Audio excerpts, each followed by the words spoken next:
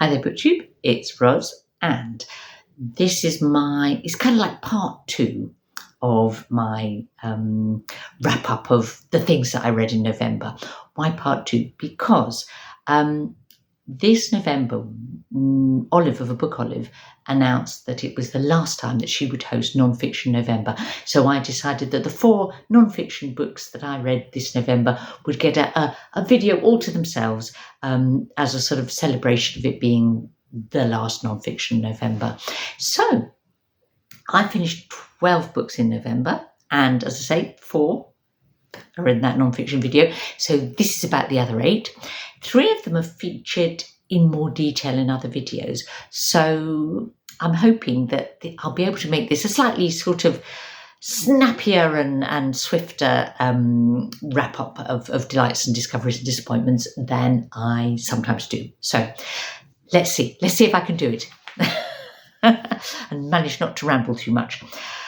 Now, at the very end of October, 31st of October, it is of course Halloween, you know that, and I thought I'm not usually a great seasonal reader, but I'm giving it a bit of a go this year, and I thought I'll read a book to mark Halloween. So on the 31st, the evening of the 31st, I started Halloween Party by Agatha Christie. I've been trying to read an Agatha Christie book kind of each month in the latter part of the year, because as a sort of a happy memory of Alice's Giant Bookshelf, because she loved Agatha Christie so much. And so I thought I'd pick something Halloweeny, and I finished it sort of a day or 2 into November. Now, Halloween Party features Hercule Poirot, who's probably my favourite of her detectives. Well, it's always a toss-up between Poirot and Marple, but sad to say, this was not my favourite ever Christie. It's one of her later books. It was, when did it come out? 1969, so towards the end of her life. It's I wouldn't describe it as a potboiler, but it's looking back affectionately on Poirot as a character, and also I've forgotten her name. The woman writer, who's almost like a parody of herself, that she puts into some of her books. It's affectionate, it's lovely, I enjoyed it, but I could take it or leave it compared to some other Christies that I absolutely love. Happily, things picked up with the second book that I read in November, or finished in November, and that was All Yours by Claudia Piñeiro. Now, I'm mentioning a few times in various videos at the moment that I'm having a bit of a Piñeiro feast at the moment. I've joined a group of other booktubers in basically reading through all of Piñeiro's works that are available in English. And I'd sort of already read a couple, and we've sort of going back to the beginning of her first couple of novels. And in November we read All Yours, which was one of her first 2. It came out in Spanish in 2005. The translation was by Miranda France, and came out in 2012, I think. And I loved it, just loved it. I'm having such fun reading Piñeiro at the moment. It's I think one might describe it as literary crime fiction. So it's got all the fun, the drama, the tension of a good crime novel, the sort of psychology of the best crime novels, but it's also she tends to use her novels to look at Argentinian society, hypocrisy, misogyny, and All Yours absolutely shows that from the first that was what she was doing. So I'm really enjoyed it. as I did the last book that I finished in November, which was the other Claudia Piñeiro I read this month, and that was Time of the Flies, which was the sequel to All Yours. So we deliberately read All Yours and then followed it up by Time of the Flies, and we were going to read Time of the Flies sort of in December, but we just couldn't resist, or later, but couldn't resist getting stuck into it because it is the sequel to All Yours. It's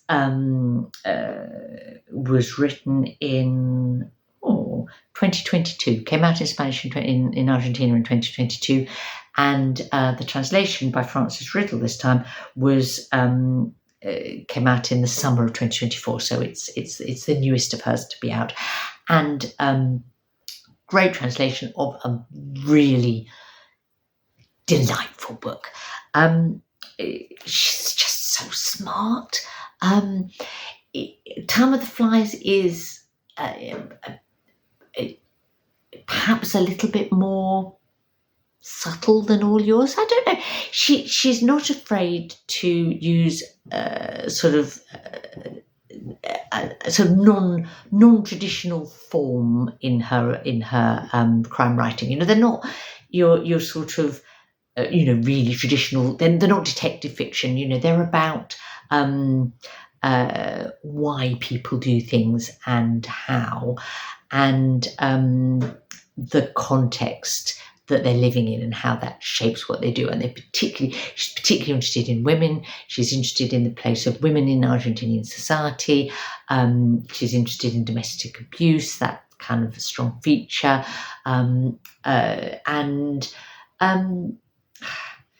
Yes, kind of getting inside people's heads, I suppose.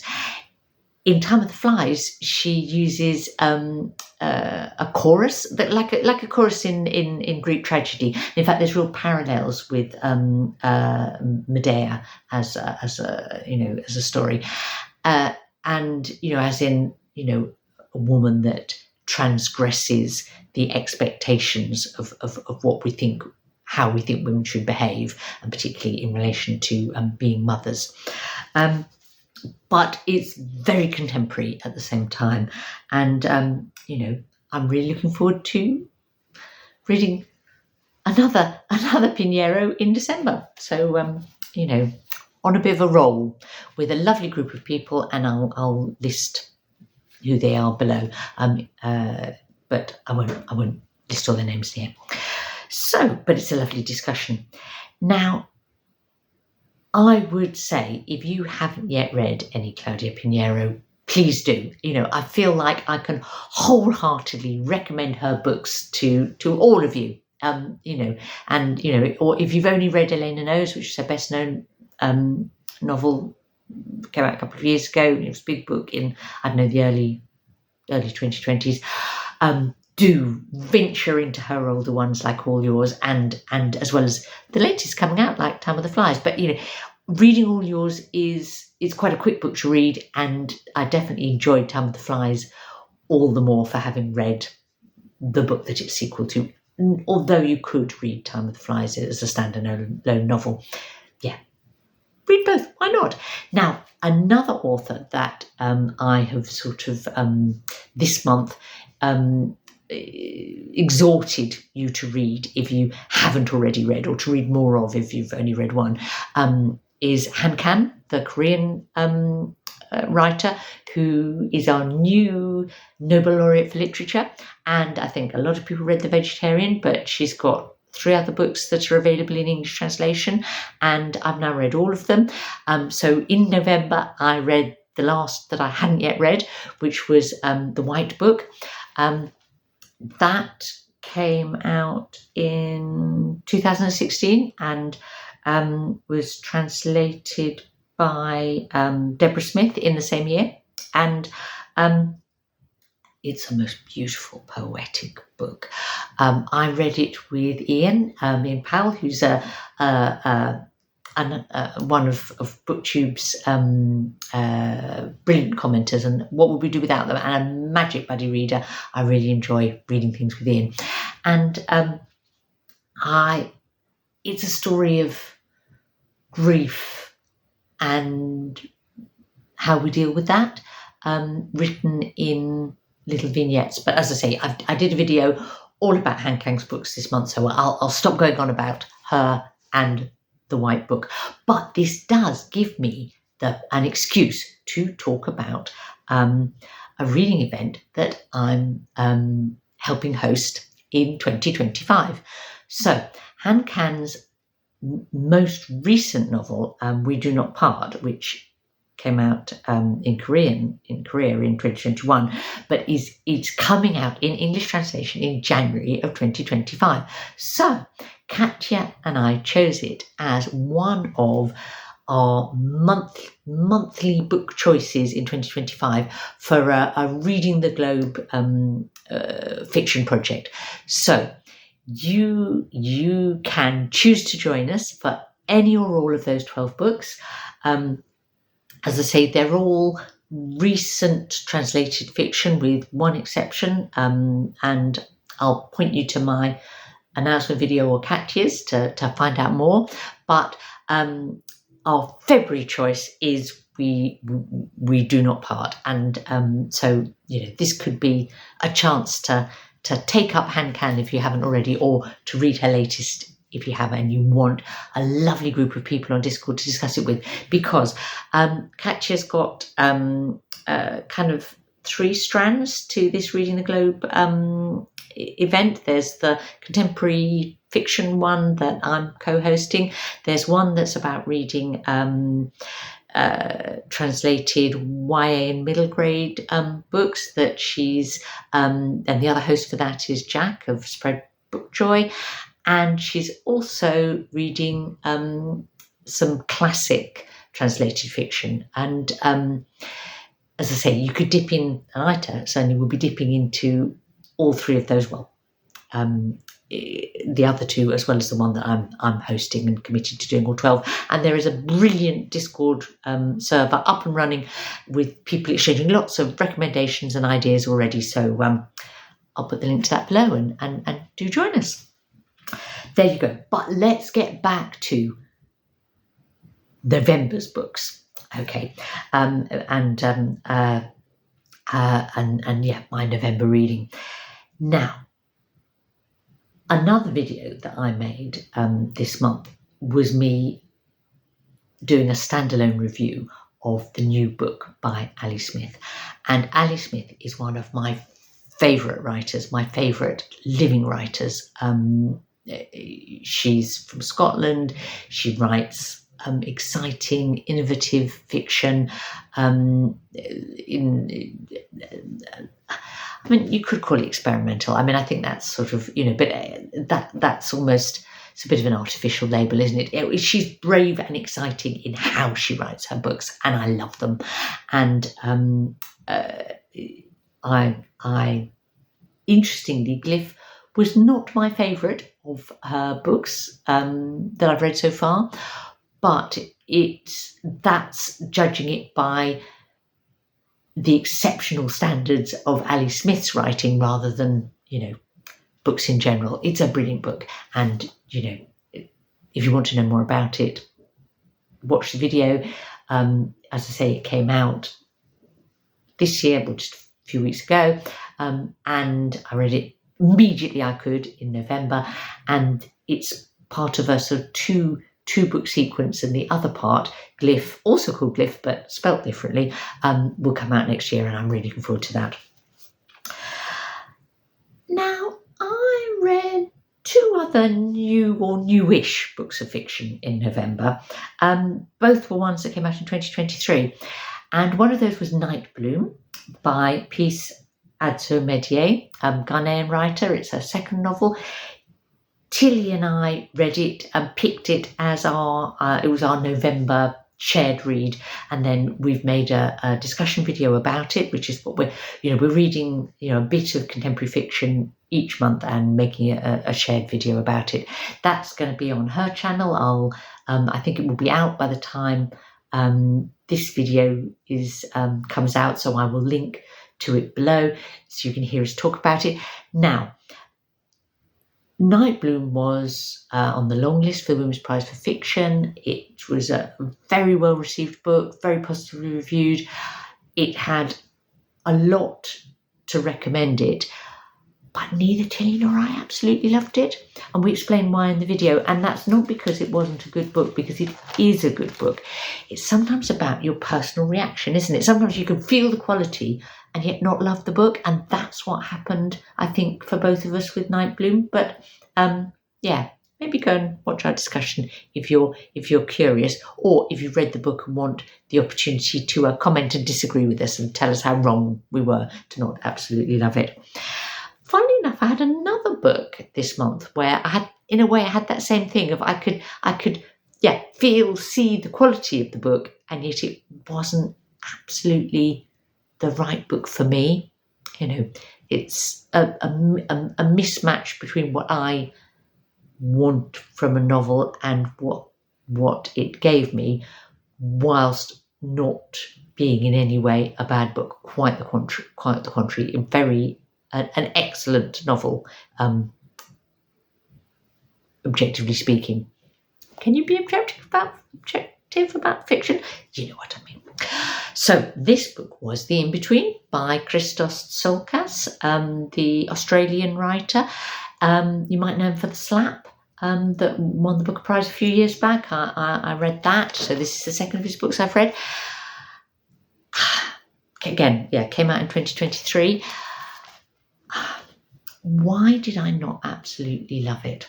Well, I'll start by saying what I did love about it, and that's that it's a book that is centred on two middle-aged men who are seeking out and finding a loving relationship in later life. And they've both experienced heartbreak, and they have to be brave and sort of put that behind them and kind of trust each other to be kind and to, build a different kind of love together that can take them into their sort of their later years. And what a lovely thing to choose as a theme for a book. And Tsiolkas also brings in kind of some other characters around them, writes from different perspectives. It's very well constructed, very cleverly constructed book. And, as I say, quality of the writing, absolutely up there. But Tsiolkas' style, in this book at least, and I think I remember that it was the same in The Slap, is almost, he kind of goes into almost like hyper detail in the scenes that he writes about. So he'll give you, a scene, a day, an evening in hyper detail, and then you get a kind of like a gap, and you have to sort of fill in the gaps, and I like that. But the actual bits that he describes, he goes into it in such, like every move, every expression, every word of dialogue, every thought in people's heads, whether that's a sex scene or a dinner party or a visit to an ancient site in Greece, whatever it is, you nothing is left to the imagination.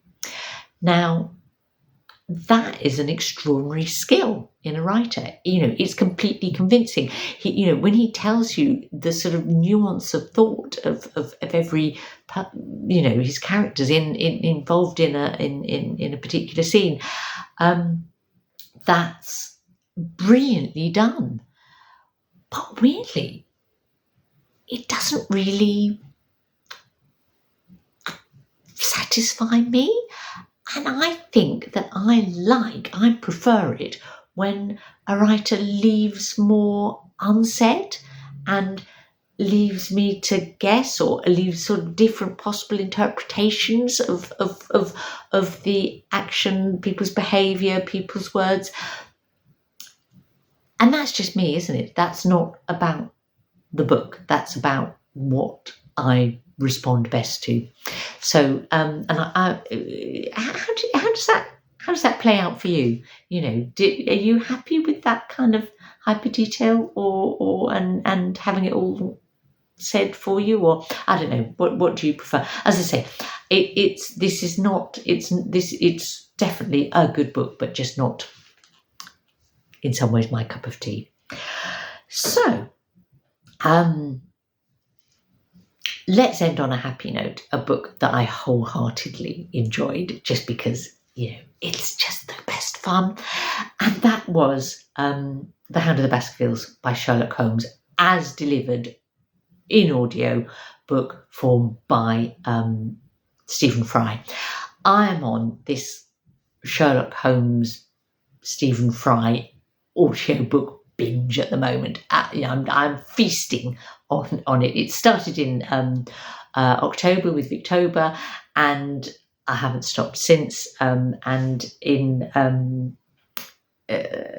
November, as I say, I listened to The Hound of the Baskervilles, which came out in 1902, so just after the Victorian period, and I'm kind of getting into the Edwardian output of Conan Doyle and his Sherlock Holmes novels and stories, and I think I should probably read some more in December. Stephen Fry's way of reading them is wonderful, and that combined with Conan Doyle's brilliant storytelling, you get some really odd stuff, some odd and very sort of late 19th, early 20th century attitudes and all of that, but undiluted enjoyment from my point of view. I hope you also had a wonderful November. I always like to hear about your highlights too, and also if you've read any of these and agree or disagree with my opinions.